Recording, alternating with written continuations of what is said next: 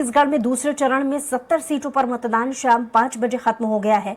जो लोग बूथ के अंदर रहे उन्होंने फिर से मतदान किया, जहां कुल 85.08% वोटिंग हुई है। सबसे कम मतदान सबसे कम रायपुर पश्चिम में 55.93% हुआ है और सबसे ज्यादा खरसिया विधानसभा में 86.54% वोटिंग हुई है। बिंद्रा नवागढ़ के नक्सल प्रभावित 9 बूथों पर 91% वोटिंग हुई है। इस चरण में कई हाई प्रोफाइल सीटें भी हैं। CM Bhupesh Baghel, deputy CM TS Singhdeo और विधानसभा अध्यक्ष डॉक्टर चरणदास महंत सहित 10 मंत्रियों की प्रतिष्ठा दांव पर लगी हुई है। बीजेपी से प्रदेश अध्यक्ष अरुण साव सहित 4 सांसद और 10 विधायक भी चुनावी मैदान में हैं। जेसीसीजे प्रदेश अध्यक्ष अमित जोगी और उनकी मां और विधायक रेणु जोगी भी चुनाव लड़ रही हैं।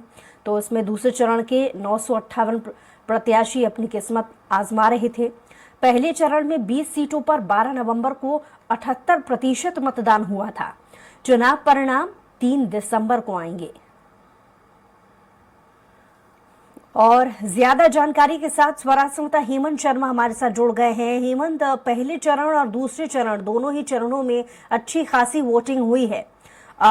जो राजनीतिक पंडित हैं वो कहते हैं कि वोट प्रतिशत से भी कहीं ना कहीं हवा का रुख जान लिया जाता है, तो उसमें कितनी सच्चाई है और अगर हवा का रुख जान पा रहे हैं तो किस दिशा की ओर अंदेशा? देखिए बुशरा, छत्तीसगढ़ में 20 सीटों पर 7 नवंबर को मतदान हुआ था और कल बाकी जो 70 बचे सीट हैं उस पर मतदान संपन्न हो चुका है। जो आधिकारिक आंकड़ा चुनाव आयोग से आया है उसके मुताबिक 75% के आसपास जो मतदान है वो इन 70 विधानसभा सीटों में हुआ है। सबसे ज़्यादा खरसिया में वोटिंग हुई है। इसके अलावा सबसे कम रायपुर पश्चिम, ऐसे भी रायपुर पश्चिम में पिछली बार भी मतदान कम हुआ था।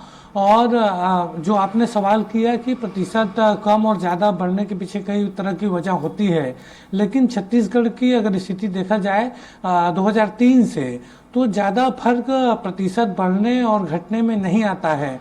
यहाँ पर पिछले बार भी लगभग 76% के आसपास वोटिंग हुई थी और सरकार कांग्रेस ने बनाई थी, जबकि 2013 में 78% मतदान हुआ था। यानी प्रतिशत घटने और बढ़ने से उतना ज़्यादा प्रभावित यहाँ पर नज़र नहीं आता छत्तीसगढ़ की समीकरण को अगर देखा जाए।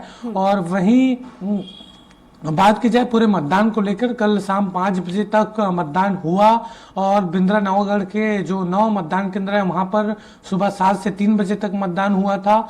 और कई जगहों से कुछ खबर जरूर आई कि जो बीजेपी और कांग्रेस के कार्यकर्ता हैं वो भिड़ते नजर आए। इसके अलावा कल एक दुखद घटना हुई, आईटीबीपी का जवान शहीद हो गया। गरियाबंद में मतदान दल के साथ वो लौट रहे थे, उसी दौरान आईडी ब्लास्ट नक्सलियों ने किया और उनकी मौत वहां पर हो गई थी, वो शहीद हो गए थे। और इसके अलावा कोई और बड़ी घटना मतदान के दौरान देखने को नहीं मिली। पूरे तरीके से देखा जाए तो संपन्न मतदान हो चुका है और 75% के आसपास पिछले दफा इन 70 सीटों में 76% मतदान हुआ था। और हालांकि आधिकारिक आंकड़ा आने में अभी भी समय है, क्योंकि 5 बजे के बाद भी कई मतदान केंद्रों में भारी भीड़ थी, लोग मतदान करने वहां पर खड़े थे और हो सकता है कि आंकड़ा बढ़ भी सकता है। और इस पूरे चुनाव के दौरान जमकर प्रचार दोनों पार्टियों ने किया था बुशरा, और खास तौर पर मुख्यमंत्री भूपेश बघेल और उनके जो तमाम मंत्री हैं उनकी किस्मत दांव पर लगी हुई है। दूसरी तरफ से देखा जाए तो प्रदेश अध्यक्ष अरुण साव बीजेपी के जो हैं वो लोरमी से चुनाव लड़े थे, उनकी भी किस्मत पूरी तरीके से दांव में है। तो 3 दिसंबर का आप सबको इंतजार है कि आखिर उस दिन किसके पक्ष में रिजल्ट आता है। चलिए बने रहिए आप हमारे साथ, लौटेंगे आपके पास।